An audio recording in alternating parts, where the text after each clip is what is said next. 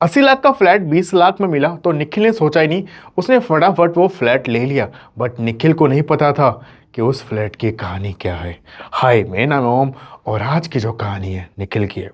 निखिल की 2 साल पहले शादी हुई थी और निखिल की वाइफ पेट से थी। वो 4 महीने की प्रेग्नेंट थी। तो निखिल को था, अब तक वो एंड उसकी वाइफ रेंट पे रहते थे। तो निखिल को था कि यार अब ना खुद का एक घर या खुद का एक फ्लैट होना बहुत ज़रूरी है। इधर से उसने कांटेक्ट किया, बट ना जो फ्लैट उसको मिल रहे थे वो उसके बजट से बाहर थे। तो एक डीलर, जो पांडे पांडे करके डीलर था, उसने दिखाया निखिल को एक फ्लैट, जो फ्लैट 3 BHK का फ्लैट, और वो मिल रहा था निखिल को सिर्फ और सिर्फ 20 लाख में। और आसपास के जो फ्लैट थे वो मिल रहे थे 80 से 1 करोड़ के बीच में। 80 लाख, कोई 80 लाख का, कोई 60 लाख का, 60 लाख का भी 1 BHK, 80 लाख का 2 BHK, करोड़ पे जा रहा तो 3 BHK मिल रहा। बट यहाँ पे 3 BHK उसको मिला था सिर्फ और सिर्फ 20 लाख में। तो निखिल ने पूछा उस डीलर पांडे से कि इतना सस्ता क्यों मिल रहा है ये। तो पांडे ने, डीलर ने उसको बेचना था, तो उसने ऐसे बोला कि जो यहाँ का मालिक है ना वो बाहर रहता है, तो वो आउट ऑफ इंडिया रहता है, तो उसको ना इतना मतलब नहीं है, वो बस फटाफट ना बेच के यहाँ से निकलना चाहता है। अब यहाँ पे उसके बहुत सारे फ्लैट थे, उसने सारे बेच दिए, ये सिंगल रह गया। तो निखिल ने भी कहा हाँ ठीक है, चलो बढ़िया है, मेरे को क्या है, मेरे को तो फ्लैट इतने सस्ते में मिल रहा है। तो निखिल ने ना भाई उसके कागज़ वागज चेक किए। निखिल को एक डाउट था कि कहीं ये कोई फ्रॉड तो सीन नहीं चल रहा है जो फ्लैट इतना सस्ता मिल रहा है। निखिल ने सब कुछ चेक किया। सब कुछ चेक करने के बाद ना उसको यकीन आ गया कि भाई ये फ्लैट ना कोई दिक्कत नहीं है, सब कुछ बढ़िया से मिल रहा है। फ्लैट निखिल ने ले लिया। फ्लैट लेने के बाद निखिल ने अब सोचा कि ना थोड़ा सा मैं डेंट पेंट करवाता हूँ घर में। निखिल, वो जो फ्लैट था निखिल का 4th फ्लोर पे फ्लैट था। निखिल आता है अपने फ्लैट पे, और अब जो निखिल की वाइफ थी वो रह रही होती है, क्योंकि वो पेट से थी तो निखिल ना उसका ध्यान सही से नहीं रख पा रहा था। तो वो अपनी मम्मी पापा के साथ अपने घर पे रहती थी। निखिल यहाँ पे अकेले जहाँ पे रेंट पे था वहीं पे रहता था। अभी उसको था कि डेंट पेंट करवाता हूँ उस नए घर का, अगर अंजलि को मैं लेके आऊँगा तो सीधा इस नए घर में ही लेके आऊँगा, वो भी जब हमारा बेबी हो जाएगा। तो निखिल ने ये सोचा हुआ था। अब डेंट पेंट करवाने के लिए वो पहुँच जाता है वहाँ पे, उस फ्लैट में जाता है ना, तो वो अंदर जैसे घुसता है उस 4th फ्लोर पे, तो उसको ना एक अजीब सी स्मेल आती है, और वो ऐसे सूंघने की कोशिश करता है। तो उसको लगता है कि शायद बहुत दिनों से बंद था और ये स्मेल आ रही है। बट निखिल को ये था कि मैं उस दिन आया था जिस दिन मैं फ्लैट देखने आया था, तो उस दिन ये स्मेल नहीं थी, बट आज ये जली जली कुछ अजीब सी स्मेल क्यों आ रही है, और जैसे कुछ बदबू वाली स्मेल। तो निखिल ने इतना ध्यान नहीं दिया। निखिल ने फ्लैट खोला, हर तरफ देखने लग गया कि मुझे क्या क्या पेंट करवाना पड़ेगा, क्या क्या करना पड़ेगा। तो निखिल और अंदर घुसा, उसने फर्स्ट रूम ओपन किया, तो ना जैसे सब कुछ जो थोड़ा बहुत सामान था ना सब कुछ बिखरा हुआ था, जैसे कोई ने सब कुछ अपना सामान यहाँ पे छोड़ के चला गया। वो बिखरा हुआ था। सेकंड रूम खोला, वो भी ऐसे मतलब कुछ टूटा हुआ है, अलमारियाँ टूटी हुई, सब कुछ देखा। निकलने का यार सब कुछ ये करवाना पड़ेगा। तभी ना जो किचन था वहाँ से बर्तन गिरने की आवाज़ आती है। तो निखिल सोचता है बिल्ली बिल्ली है।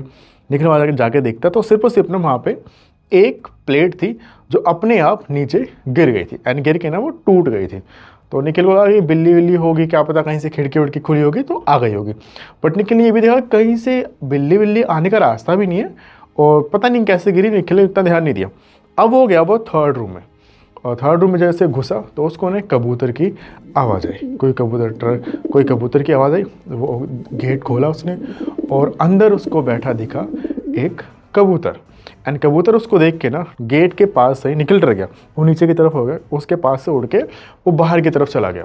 तो निखिल ने ये देख रहा है भाई खिड़की भी बंद है और कहीं से कोई एडजस्ट करने के लिए कुछ है नहीं, तो ये कबूतर अंदर कैसे आया। निखिल ने थोड़ा बहुत देखने की कोशिश किया, और वो जो कबूतर था ना उसने पूरा पूरी पोटी पोटी कर दी थी, पूरा गंदा कर दिया था। वो सिंगल कबूतर था वहाँ पे। तो निखिल को थोड़ा सोच रहा था, बट उसने ज़्यादा ध्यान नहीं दिया। उसने फिर भाई बुलाया पेंट वेंट वालों को, और सब कुछ ने लगाया। 5-6 दिन बाद ना सब कुछ का पेंट वेंट हो गया। तो अब था उसका घर का गृह प्रवेश, और उसने पंडित जी को फ़ोन किया। अरे पंडित जी कहाँ रह गए आप।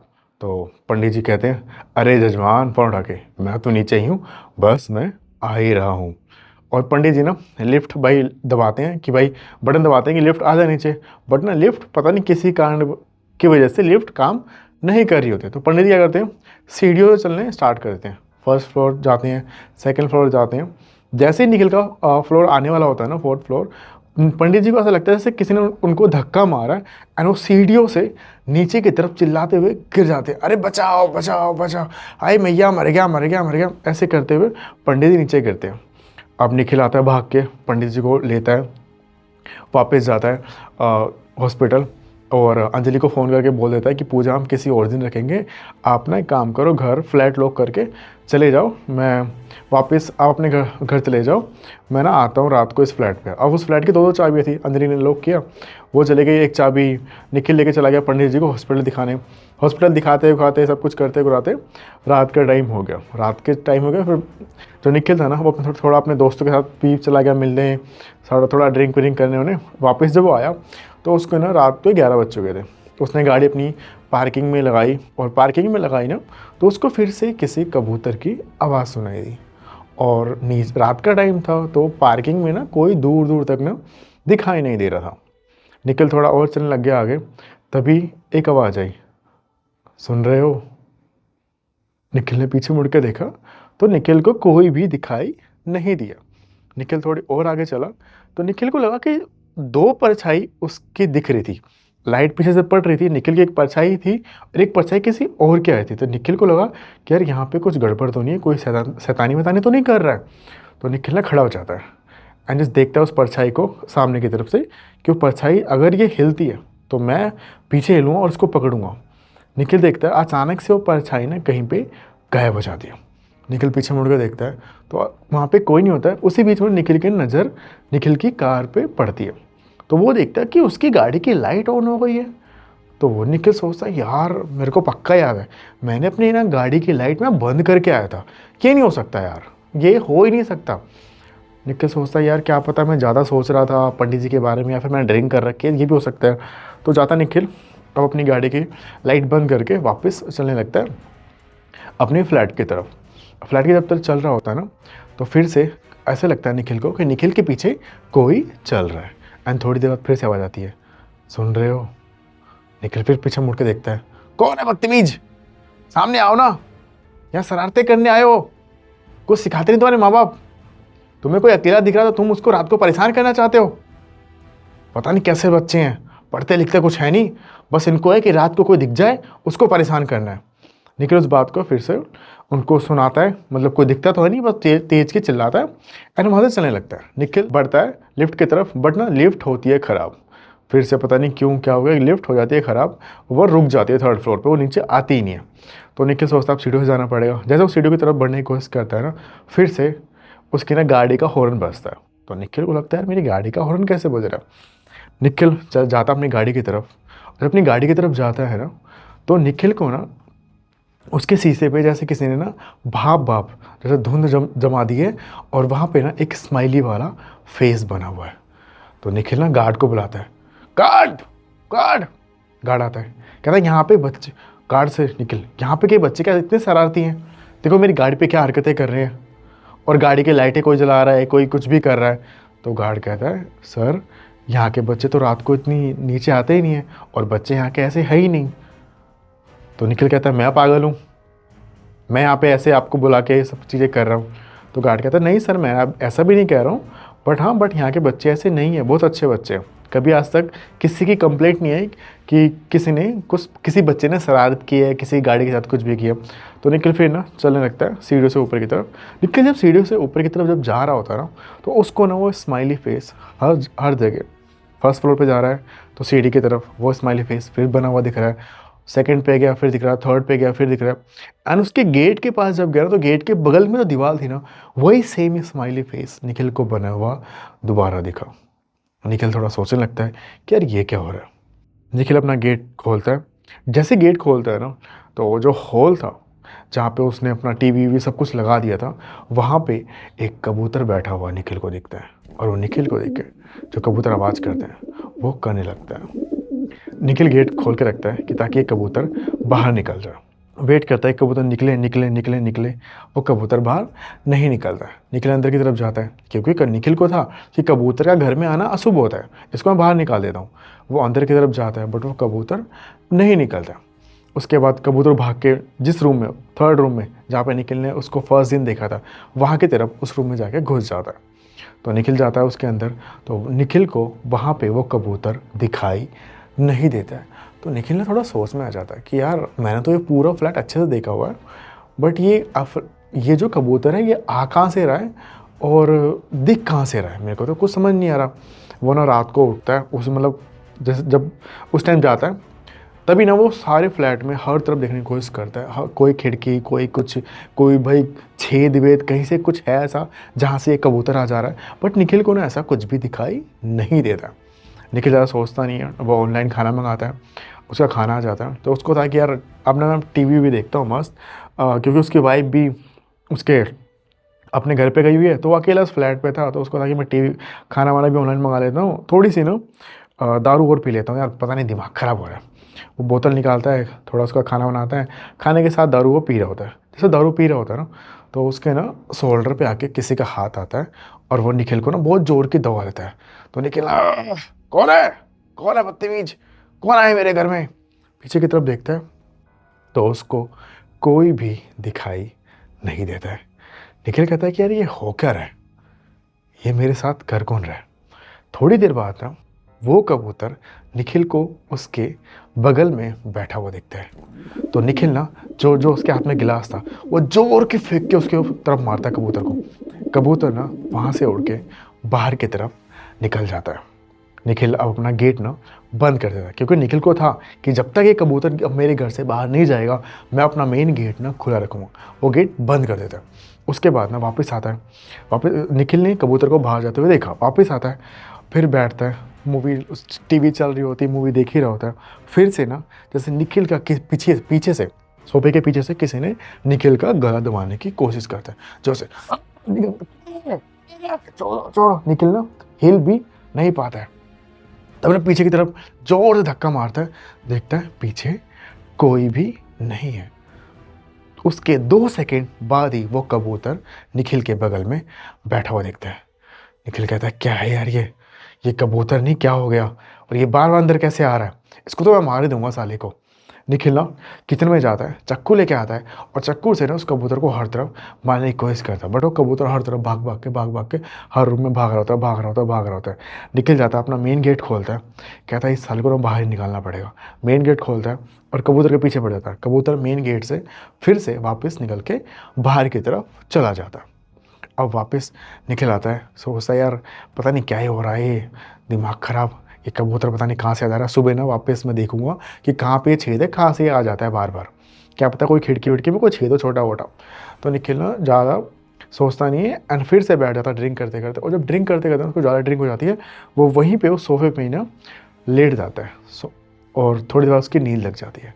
तभी ना निखिल को ऐसा लगता है कि उसके चेस्ट पे कोई बैठा हुआ है और उसके जोर जोर के गला दबा रहा है, जोर जोर के गला दबा रहा है, और निखिल ना उठ नहीं पा रहा है, ना ही कुछ कर पा रहा है। हटो हटो, निखिल ना अपनी बॉडी नहीं ला पा रहा है, और निखिल को उसके ऊपर कोई लड़की बैठी हुई दिख रही है जो उसका गला दबा रही होती है। निखिल कहता है कौन हो तुम, छोड़ो मुझे, छोड़ो मुझे, छोड़ो, हटो हटो हटो हटो, ये सब निखिल कर रहा होता है। तभी के फ्लैट की बेल बजती है और निखिल अपने आप को बिल्कुल फ्री महसूस करता है। वो उठ के जाता है एंड गेट खोलता है, तो वो देखते हैं अंजलि तुम इतनी रात को यहाँ पे कैसे। मुझे सपना आया और मुझे सपने में ऐसा लगा कि तुम्हें कोई मारने की कोशिश कर रहा है। तभी ना निखिल कहता है हाँ यार मुझे भी ना यहाँ मैं सो रहा था ना बेड पे, तो मुझे लगा था मेरा कोई गला दबाने की कोशिश कर रहा है। अंजलि कहती तुम्हारा फ़ोन कहाँ है, मैं इतनी देर से तुम्हें फ़ोन कर रही हूँ ना, तुम फ़ोन तक नहीं उठा रहे हो।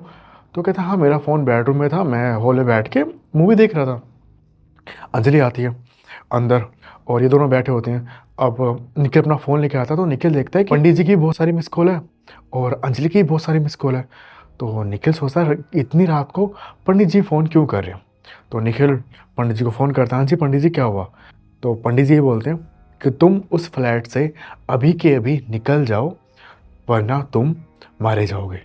तो निखिल बोलता है ऐसे क्यों पंडित जी। पंडित जी कहते हैं तुम निकल जाओ, मैं बाकी बात तुम्हें कल बताऊंगा, फ़िलहाल तुम वहाँ से निकल जाओ निखिल। तो निखिल और अंजलि वहाँ से निकल जाते हैं। वो पहुँच जाता है अंजलि के घर पे, वहीं पूरी रात बिताते हैं। सुबह होती है, वो जाते हैं पंडित जी के पास में। तो पंडित जी यही कहते हैं तुमने ये फ्लैट लिया था ना, उसको बुलाओ।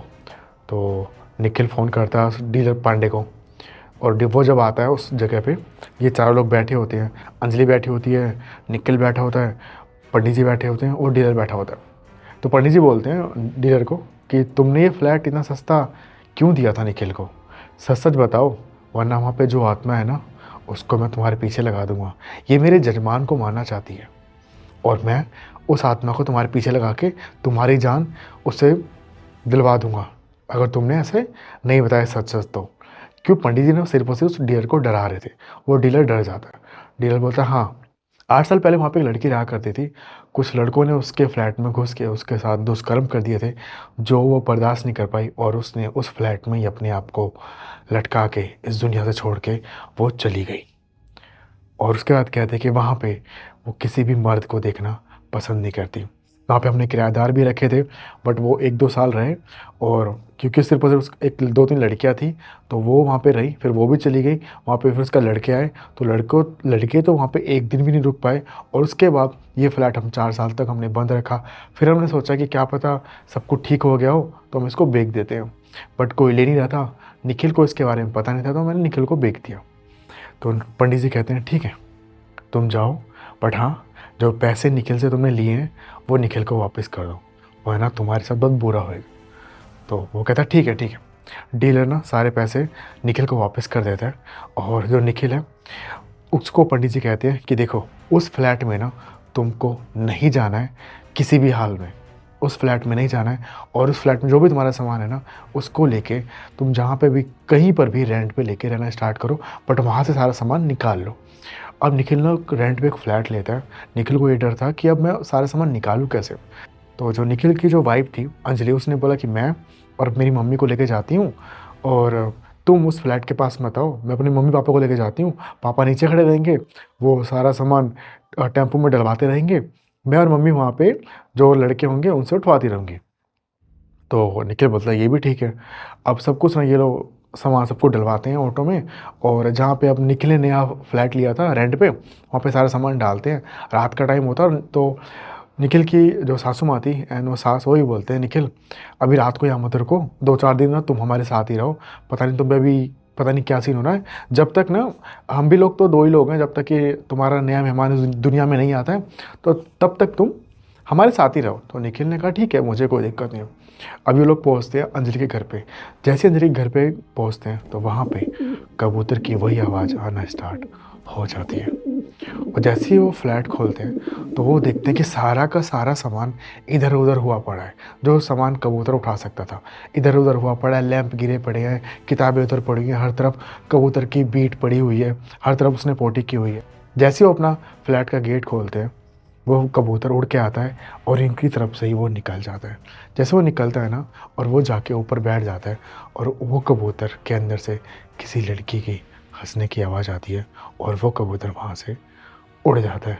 तो गाइस, कभी भी कोई भी फ्लैट, मकान, दुकान किराए पे लेने से पहले अगर वो सस्ता मिल रहा है तो 10 जने से पूछो आसपास के कि भाई यहाँ पे क्यों ये सस्ता मिल रहा है, क्या इसका रीज़न है। क्योंकि जो डीलर होते हैं वो आपको सच्चाई कभी भी नहीं बताएंगे।